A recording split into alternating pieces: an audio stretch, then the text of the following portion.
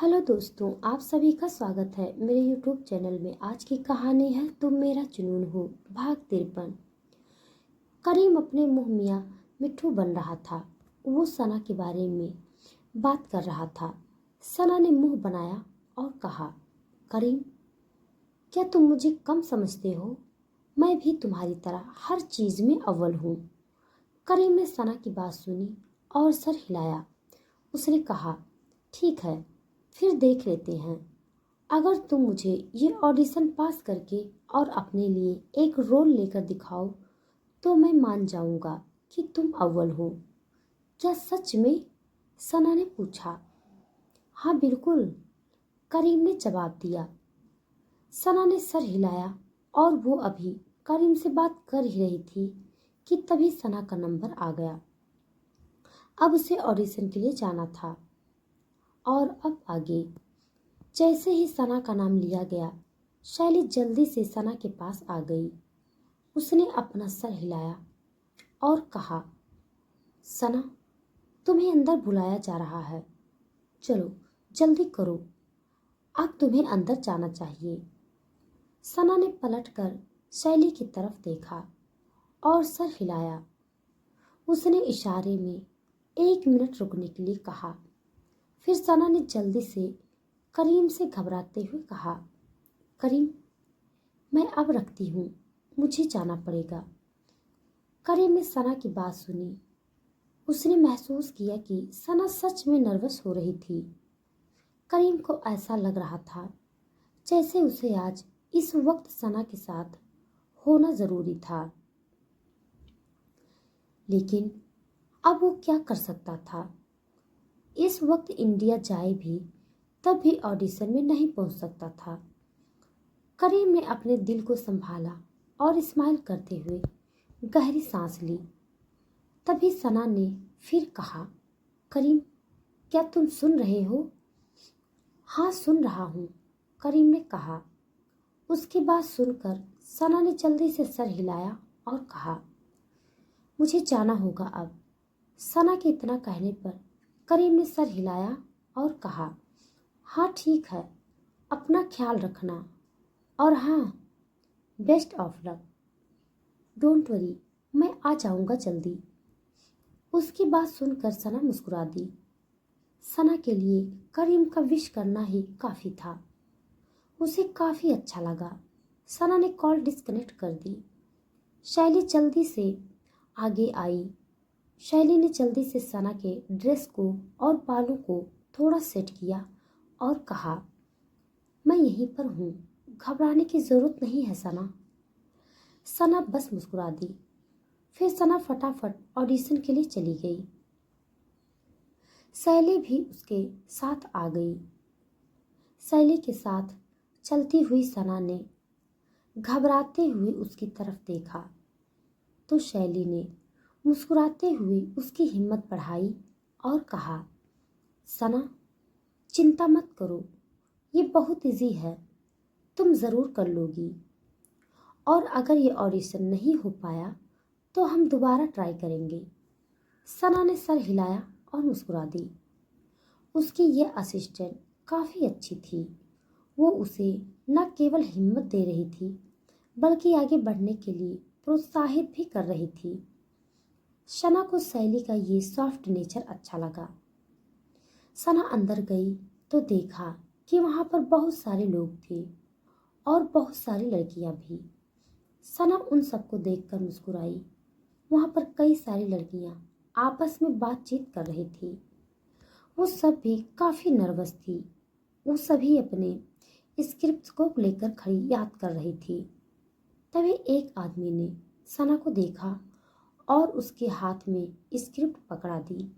उसने स्क्रिप्ट देते हुए उससे कहा, हे, लो जल्दी से इसे याद कर लो, तुम्हारे पास ऑडिशन के लिए केवल 5 मिनट का समय है। सना ने अपना सर हिला दिया। उसने उस आदमी के हाथ से स्क्रिप्ट ले लिया। एक लड़की ने सना को मुस्कुराकर देखा। वो काफ़ी अच्छी लग रही थी। सना ने उसे देख स्माइल पास की और आंखों को स्क्रिप्ट पर टिका दिया। फिर सना ने स्क्रिप्ट को देखा और वहां खड़ी कुछ लड़कियों के बगल में खड़ी हो गई। वहीं सना, जो अब नर्वस दिख रही थी, उसने ध्यान नहीं दिया कि वहां पर कुछ और लोग भी थे जिनकी नजरें उसके ऊपर टिकी हुई थी। वो कोई और नहीं बल्कि रवीश अग्रवाल थे और मिस्टर डिसूजा थे। ये वही दो लोग थे जिन्होंने सना को जैस्मिन के इवेंट शो में देखा था। उस इवेंट शो में जब सना वीआईपी सीट पर जाकर बैठी थी, तब उसके ठीक पीछे ये दो लोग थे और दोनों ने सना को देखते ही उसे अपनी फिल्म के लिए लेने की बात कही थी। रवीश ने देखा, कुछ दूर पर खूबसूरत सी लड़की खड़ी थी और वो वहां उन सभी लड़कियों से अलग लग रही थी। उसने ना तो बहुत ज्यादा मेकअप किया था और ना ही बहुत अधिक शो ऑफ कर रही थी। सना को शांत और सुलझा हुआ देखकर रवीश मुस्कुरा दिया। उसके बाद सना को वहां पर देखते ही डायरेक्टर रवीश अग्रवाल ने मिस्टर डिसूजा की तरफ देखा और हाथ की उंगली से सना की तरफ इशारा करते हुए कहा, मिस्टर डिसूजा, क्या ये वही लड़की है जिसे हमने फैशन हुक शो में देखा था?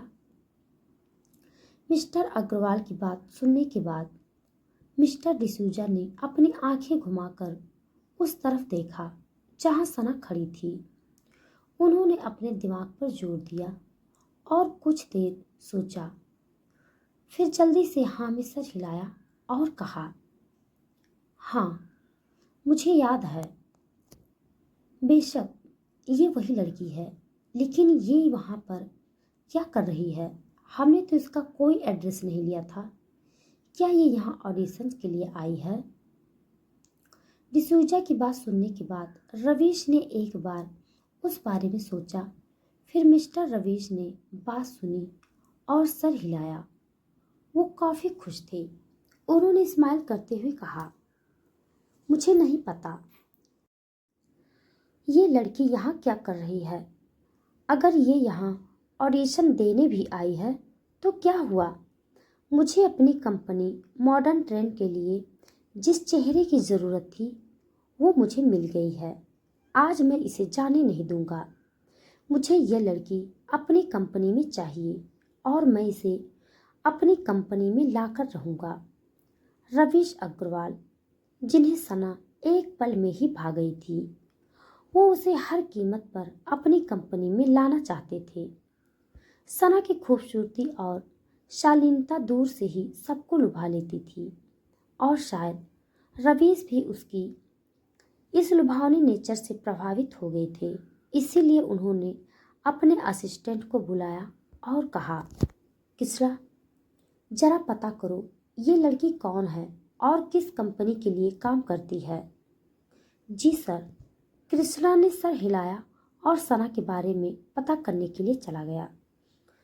वहीं यहाँ जिस रोल के लिए ऑडिशन चल रहा था वो महज एक साइड रोल था। इस रोल को पाने वाली लड़की को मेल फीमेल किरदार के बहन की भूमिका निभानी थी। उस भूमिका में मेन किरदार की छोटी बहन उसे धोखा देती है और उसे जान से मारकर उसका ट्रॉफी अपने नाम कर लेती है। वहाँ खड़ी सभी लड़कियों ने अपना ऑडिशन दिया और फिर सना ने भी नॉक्स होते हुए अपना ऑडिशन दिया। लेकिन सना के चेहरे पर कुछ देर पहले तक जो घबराहट दिखाई दे रही थी वो अभी दिखाई नहीं दे रही थी।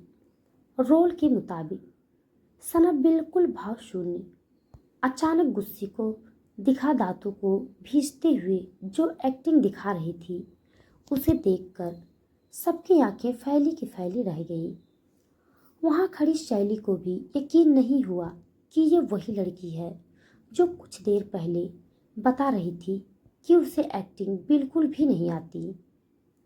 एक ओर ऑडिशन चल रहा था, दूसरी ओर कृष्णा चलते हुए शैली के पास आया।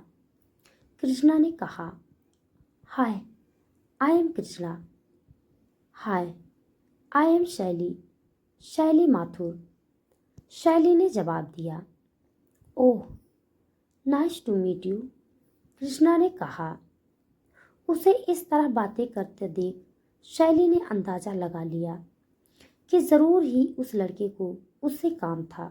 शैली ने इस बारे में, मिस्टर कृष्णा, क्या आप कुछ कहना चाहते हैं? हाँ, आपने कैसे जाना? कृष्णा ने पूछा। शैली ने सर हिलाया। इस बारे में जानना कौन सी बड़ी बात थी? शैली ने सर हिलाते हुए उससे कहा। बताइए, क्या बात है? उसकी बात सुनकर कृष्णा ने जल्दी से सर हिलाया और कहा, बात ऐसी है, जब आप यहाँ आई थी तब इत्तेफाक से मैंने उस लड़की के साथ आपको देखा। मुझे लगता है कि आप उस लड़की को जानती हैं, है ना? कृष्णा ने स्टेज पर ऑडिशन दे रही सना की तरफ इशारा किया। शैली ने उस ओर देखकर कृष्णा को घूरते हुए कहा, हाँ तो? कृष्णा ने जल्दी से कहा, असल में मैं मॉडर्न ट्रेंड कंपनी के सीईओ और डायरेक्टर रवीश अग्रवाल का असिस्टेंट कृष्णा हूँ। असल में बात ऐसी है कि मिस्टर अग्रवाल चाहते हैं कि मिस।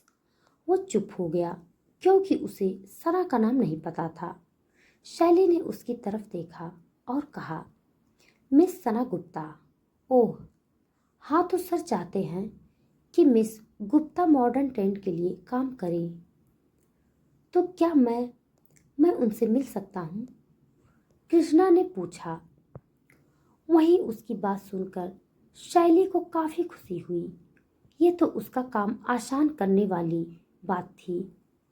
मॉडर्न ट्रेंड काफी अच्छी कंपनी थी और वो सामने से चलकर सना को ऑफर दे रही थी।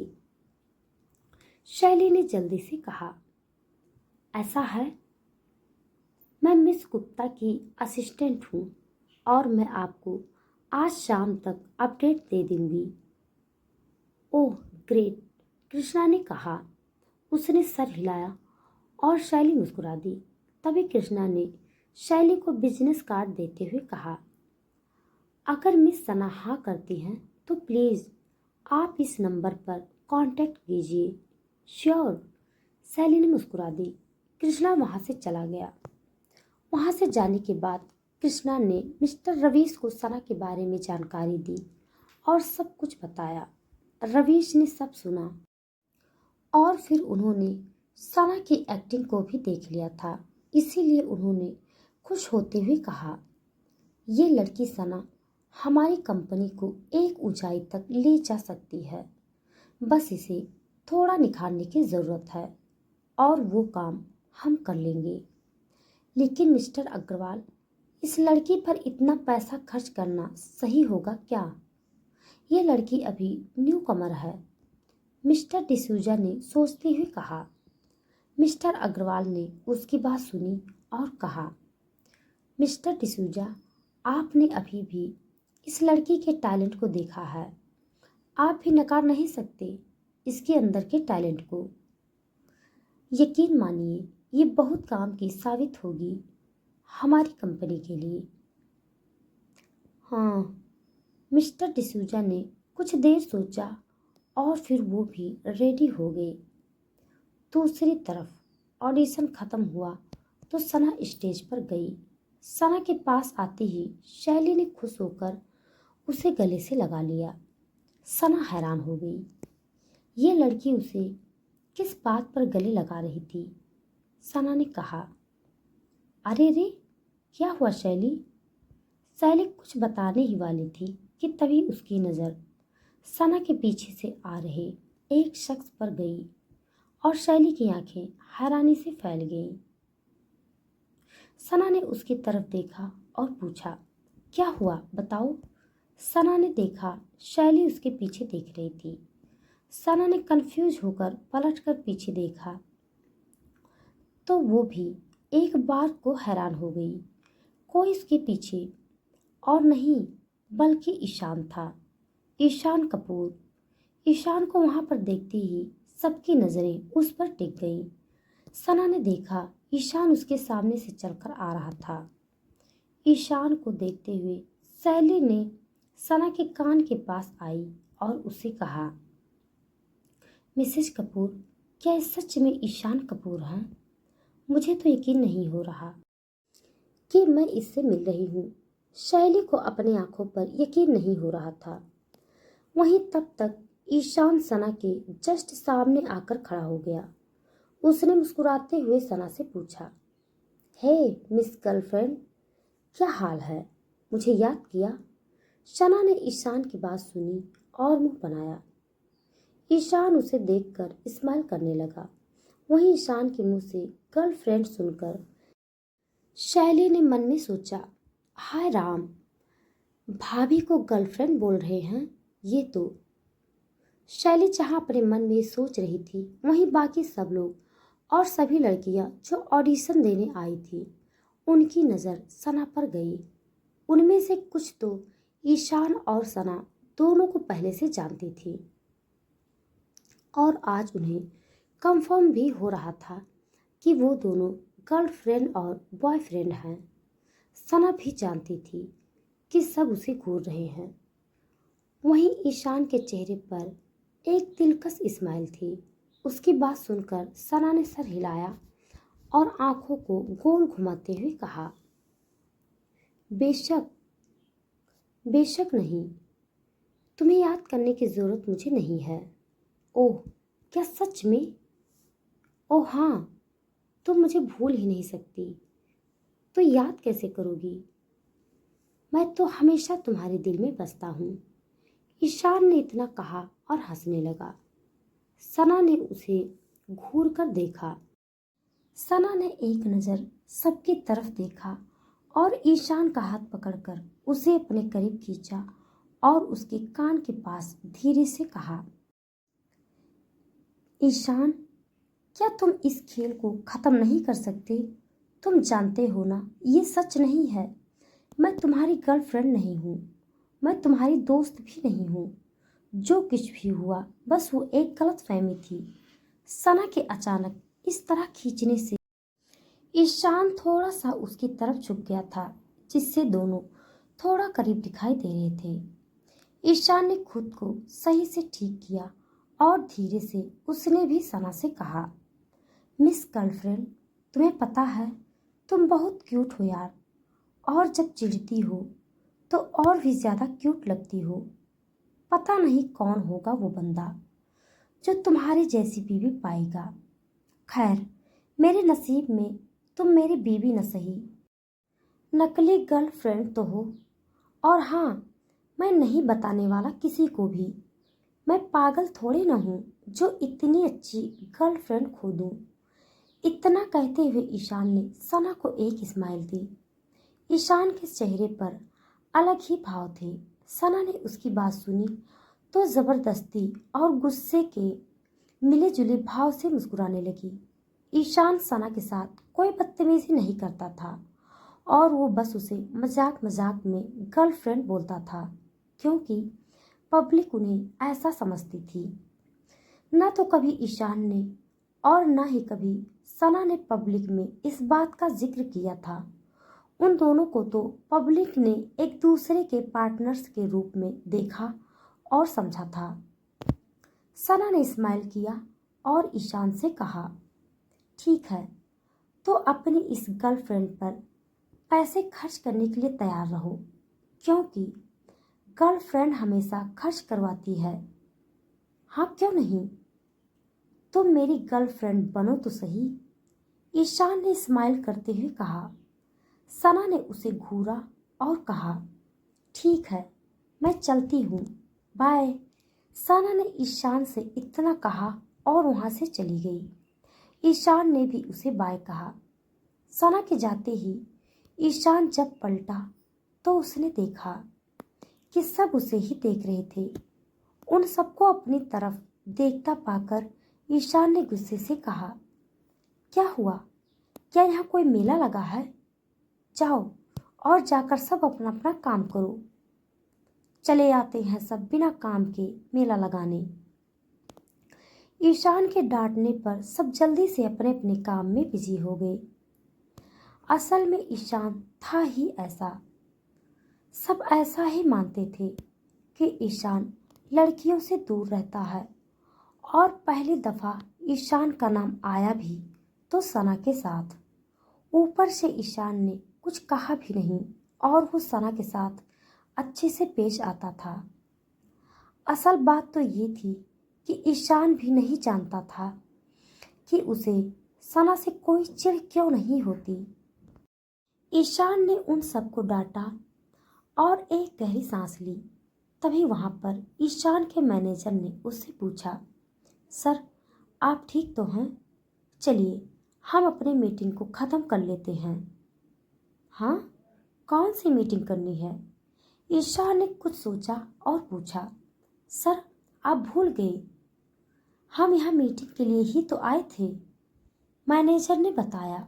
मैनेजर की बात सुनकर ईशान ने उसकी तरफ देखा और कहा, मुझे अभी कोई मीटिंग नहीं करनी है, मैं बाद में आता हूँ। व्हाट? मैनेजर कुछ कहता उससे पहले ही ईशान वहां से चला गया।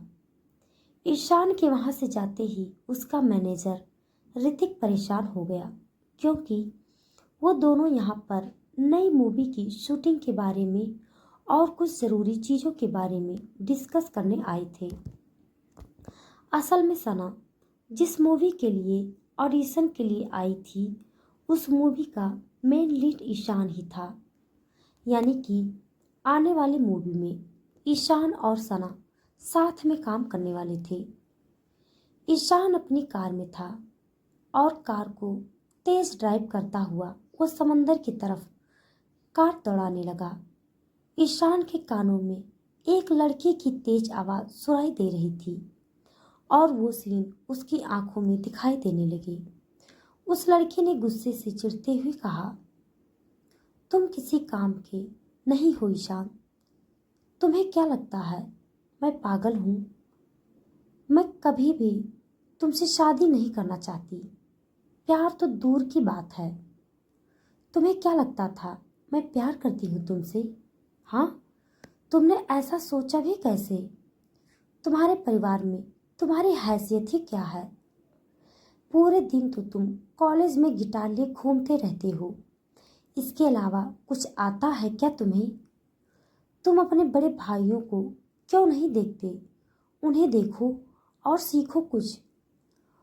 उस लड़की के इतना कहने पर ईशान ने विनती करते हुए उस लड़की से कहा, स्नेहा तुम कैसी बातें कर रही हो? मैं बहुत प्यार करता हूँ तुमसे। तुम्हें मेरे परिवार से नहीं मुझसे मतलब होना चाहिए। मैं तुम्हें रानी बनाकर रखूंगा। ईशान ने कहा तो उस लड़की यानी कि स्नेहा ने उसका हाथ झटक दिया और गुस्से से कहा, बकवास बंद करो ईशान। तुम महज अपने दादा, अपनी माँ और अपने परिवार के गुलाम हो। तुम्हें सब नौकर समझते हैं और इसीलिए मुझे तुमसे कोई बातचीत नहीं करनी। मेरा पहले ही एक बॉयफ्रेंड बन चुका है और अब तो मैंने उसके साथ संबंध भी बना लिया है, तो अब मुझे छोड़ दो और भूल जाओ। ईशान के कानों में सालों से पहले हुई बातें कानों में घुस गई थी। असल बात तो ये थी कि ईशान की कॉलेज में एक गर्लफ्रेंड थी जिसका नाम स्नेहा था। ईशान स्नेहा से बहुत प्यार करता था। उस वक्त ईशान कोई सुपरस्टार नहीं था और वो लड़की उस पर मरा करती थी। ईशान भी स्नेहा पर मरता था, लेकिन उस समय ईशान मैच्योर नहीं था और उसका परिवार उसे परिवार के बिजनेस पर और पढ़ाई पर ध्यान देने को कहता था। जब स्नेहा ने उसे परिवार का नौकर कहा तो ईशान को ये बात चुभ गई और उससे भी बड़ी बात की स्नेहा उसे धोखा देकर चली गई। उसे छोड़कर ईशान टूट गया। और अभी कुछ दिन पहले जब ईशान शूटिंग के लिए लंदन गया तो वहाँ उसकी मुलाकात स्नेहा से हुई, जो किसी की बाहों में अपनी रात गुजार रही थी। ईशान का टूटा दिल चकनाचूर हो गया। वहीं ईशान के लिए सना अब ऐसा नाम बनती जा रही थी जो उसके टूटे दिल पर मरहम लगाने का काम करती थी। सना के साथ ईशान को काफ़ी अच्छा लगता था और सुकून मिलता था। ईशान ने नफरत से कार को तेजी से रोका और कहा, स्नेहा, तुमने मेरी लाइफ बर्बाद कर दी। बहुत नफरत करता हूँ मैं तुमसे, बहुत ज़्यादा नफरत। दूसरी तरफ सना जब कार में थी तब शैली ने उसे मॉडर्न ट्रेंड के बारे में बता दिया था।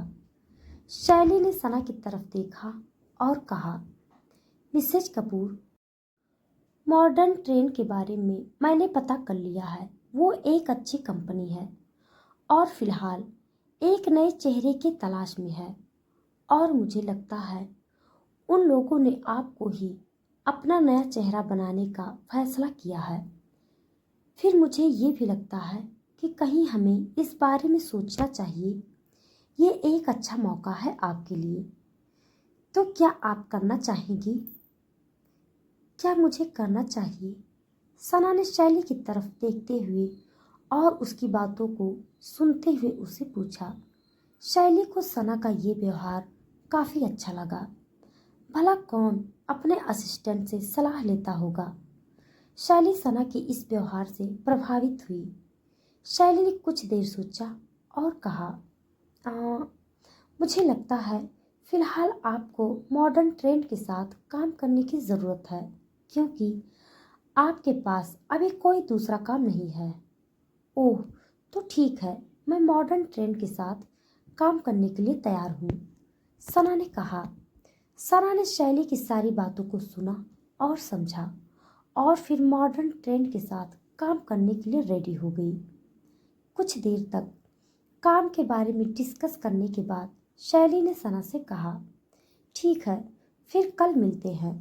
सना ने हाँ में सर हिलाया तो शैली ने उससे कहा, हाँ, मुझे यहीं ड्रॉप कर दो, मुझे मार्केट में कुछ काम है।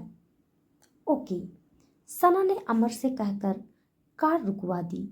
शैली ने सना को बाय कहा और वहां से चली गई। उसके जाने के बाद अब सना कार में शांत थी और वो अपने रोल के लिए खुश भी हो रही थी। वो चाहती थी कि जल्द से जल्द करीम को बता सके कि वो जल्द ही मॉडर्न ट्रेंड के साथ काम करने वाली है। अगर इस ऑडिशन में न सही तो दूसरे ऑडिशन में उसे काम मिल जाने वाला था। सना ने जल्दी से करीम को मैसेज किया। मैसेज करने के कुछ देर में मैसेज आया। उधर से करीम मीटिंग में था और ये देखकर सब हैरान थे कि बीच मीटिंग के दौरान करीम ने अपना फ़ोन उठा लिया था। आमतौर पर करीम ऐसा नहीं करता था, लेकिन आज उसका दिल काम में कम, सना के ऑडिशन पर ज़्यादा था। शायद सना ने जल्दी से उसे फिर मैसेज किया। वो दोनों मैसेज का खेल खेलने लगे और मीटिंग में सब करीम को देख रहे थे। करीम के चेहरे पर हल्की मुस्कुराहट आ गई थी। अचानक करीम को एहसास हुआ कि वो क्या कर रहा है, तो उसने सना को जल्दी से मैसेज भेजा, मीटिंग में हूँ, बाद में बात करता हूँ। सना ने बाय लिख दिया। दूसरी तरफ शैली जब मार्केट में गई और अपने लिए सब्जियां लेकर वो वहां से निकलकर रोड क्रॉस कर रही थी कि तभी एक तेज कार चलते हुए आई और उसने शैली को ठोक दिया। तो दोस्तों, आज के लिए बस इतना। इसके आगे का भाग जानने के लिए आप मेरे साथ बने रहिए। हमारी कहानी आप सबको कैसे लग रही है, कमेंट बॉक्स में ज़रूर बताइएगा। तब तक के लिए धन्यवाद।